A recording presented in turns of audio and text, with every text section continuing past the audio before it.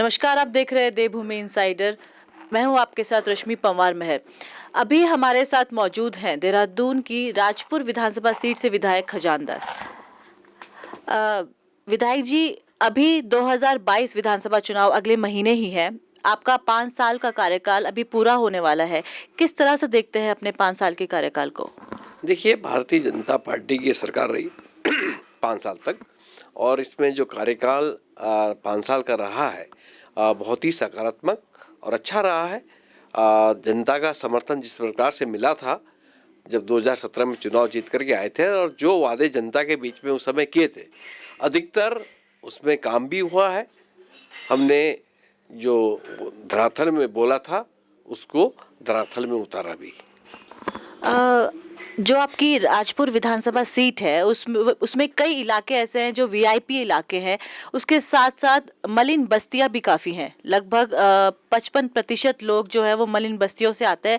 आपको लगता है कि उनके लिए कुछ अलग काम होना चाहिए, या आगे आने वाले समय में अगर आपको फिर से चुना जाता है तो उनके लिए कुछ अलग काम किया जाएगा? देखिए, कुल मिलाकर के अगर हम मलिन बस्ती की बात करें तो पूरे प्रदेश में 582 मलिन बस्ती है, जिसमें अगर देहरादून की बात करें तो 129 मलिन बस्तियां देहरादून में आती है। उसके विकास के लगातार हम लोग काम कर रहे हैं। अब मलिन बस्ती का नाम हम दे रहे हैं, मुझे ये नाम अच्छा नहीं लगता, फिर भी अपने मन से मैं कह रहा हूँ इस बात को। लेकिन जब वहाँ पे हमने सड़क पहुँचा दी, हमने बिजली दे दी, पानी की व्यवस्था कर दी, तो अब मलिन बस्ती को किसी भी प्रकार का हटाने का कोई भी किसी भी कारण और किसी भी तरह से नहीं हटना चाहिए। और इसके लिए भारतीय जनता पार्टी ने प्रयास भी किया है। भारतीय जनता पार्टी ने जो माननीय हाईकोर्ट का आदेश हुआ था एक बार पुनः कि अतिक्रमण के दायरे में है, उनको हटाया जाए, तो तुरंत एक अध्यादेश लाया था। जो अध्यादेश अक्टूबर 2021 को कंप्लीट हुआ था। फिर उसको अवधि उसको आगे बढ़ाई गई, अब 3 साल के लिए और बढ़ाया गया, ताकि हम 3 साल के अंतराल में एक मलिन बस्तियों को, जो वहाँ पे जो रह रहे हैं लोग, जो निवास कर रहे हैं, उनको मालिकाना हक दिया जाए। और इसकी लड़ाई हम लोग लड़ रहे हैं। कांग्रेस से मैं सीधा सीधा सवाल पूछना चाहूँगा कि 2016 में जब कांग्रेस की सरकार थी तो उन्होंने मलिन बस्ती के लिए एक जियो लाने की बात कही थी। हमने नियमितीकरण कर दिया है, मलिन बस्तियों को मालिकाना हक मिल गया है। किंतु वो हवाई जियो था, उसमें उस दायरे में मात्र 39 परिवार ही आ रहे थे, जबकि मैं कह रहा हूं कि 129 बस्तियां देहरादून में ही है, और पूरे प्रदेश की बात करें तो 582 बस्तियां हैं। समय समय पर मैंने विधानसभा में क्वेश्चन किया है मलिन बस्ती को मालिकाना हक देने के लिए। एक तरफ भारतीय जनता पार्टी और हमारे देश के प्रधानमंत्री कहते हैं कि कोई आवास विहीन न रहो, आवास देने का काम कर रहे हैं, मकान देने का काम कर रहे हैं, और दूसरी तरफ आशियाना उजाड़ने का काम हम लोग बिल्कुल नहीं करेंगे। हम आशियाना देंगे, न कि किसी को उजाड़ने की बात करेंगे। अभी पिछले 5 सालों में आपने कई घोषणाएं की होंगी, अपनी विधानसभा में कई काम किए होंगे।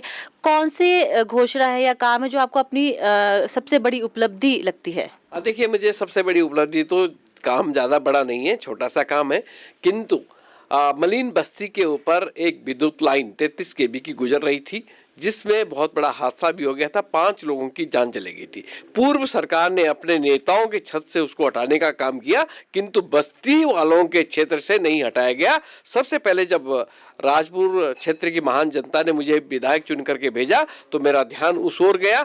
सबसे पहला काम मैंने वो किया, जिससे मैं अपने आप में संतुष्ट हूँ। वो मलिन बस्ती के ऊपर जो तार गुजर रही थी बिजली की, उसको हटाया गया, उसको शिफ्ट किया गया, और उसके लिए विधायक निधि से मैंने अधिकतम पैसा दिया, और बाकी सरकार ने पैसा दिया। मैं सरकार का भी धन्यवाद ज्ञापित करना चाहूँगा, और मुझे इस काम से बहुत संतुष्टि है, क्योंकि ये केस तो मेरे सामने मेरे आंखों के सामने हो गया था। इसलिए मुझे लगा कि क्यों न पहले ये काम किया जाए।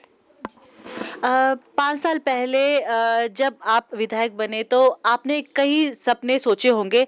इस दौरान आपने कई कार्य किए हैं, पर उसके बावजूद भी कोई ऐसा काम है जो अधूरा रह गया है? देखिए, विकास निरंतर प्रक्रिया है।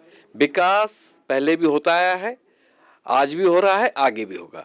विकास कभी रुकता नहीं है। जैसी एक डिमांड पूरी होती है तो दूसरी डिमांड आ जाती है। किंतु हमने सड़कों का वर्क करवाया, अच्छा वर्क करवाया। दूसरे में स्मार्ट सिटी मेरे क्षेत्र में अधिकतर आती है। 90% कार्य मेरे क्षेत्र में होने मेरी राजपुर विधानसभा क्षेत्र के अंतर्गत। अभी लोगों को थोड़ा सा परेशानी भी हो रही है और अभी 1.5 साल का अरसा अभी और लगेगा इसको कंप्लीट होने में। ये 1400 करोड़ रुपए का प्रोजेक्ट है जिसमें करीबन 1050 करोड़ के लगभग मेरी विधानसभा में ही खर्च होना है। तो इसलिए मुझे एक संतुष्टि भी है कि ये कार्य सरकार का, मैं मोदी जी का भी बहुत बहुत दिल से धन्यवाद करना चाहूँगा और अपने मुख्यमंत्री जी का भी धन्यवाद ज्ञापित करना चाहूँगा कि ये वर्क मेरी विधानसभा क्षेत्र के अंतर्गत किए गए। वैसे बहुत सारे वर्क हैं जो विभिन्न क्षेत्रों में हम लोगों ने किए हैं। राजपुर विधानसभा सीट अगर देखें तो इसमें मतदाता के तौर पर जो व्यापारी वर्ग है वो भी बहुत अहम भूमिका निभाता है। उनके लिए आप कुछ सोच रहे हैं?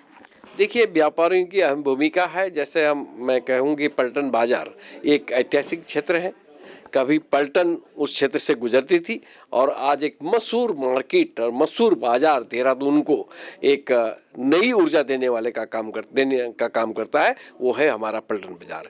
व्यापारियों के लिए हम लोगों ने इस समय परेशानी में है। व्यापारी इस समय जिस तरह से अतिक्रमण हटाने के लिए जब ये अभियान चला था तो उनका छज्जे तोड़े गए थे, दुकानदारों को बहुत परेशानी हुई, बहुत कुछ झेलना पड़ा।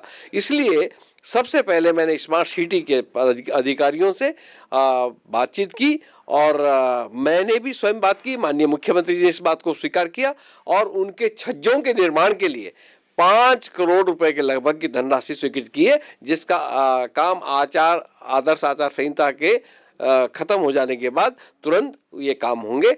मुझे इस बात की संतुष्टि है व्यापारियों के हित के लिए, क्योंकि व्यापारियों ने बहुत कुछ झेला है।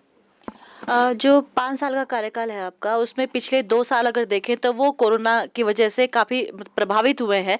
आपको ऐसा लगता है कि आपके काम में कोई बाधा आई है कोरोना की वजह से, या फिर लोगों से जो जुड़ाव है वो उसमें कोई प्रभावित हुआ है? देखिए, बहुत ही सही क्वेश्चन आपने किया है। ये कोरोना काल हम सबके लिए बड़ा दुखदायी रहा है। जो कल तक हमारे साथ थे वो हमारे साथ नहीं रहे, ईश्वर ने उनको छीन लिया है।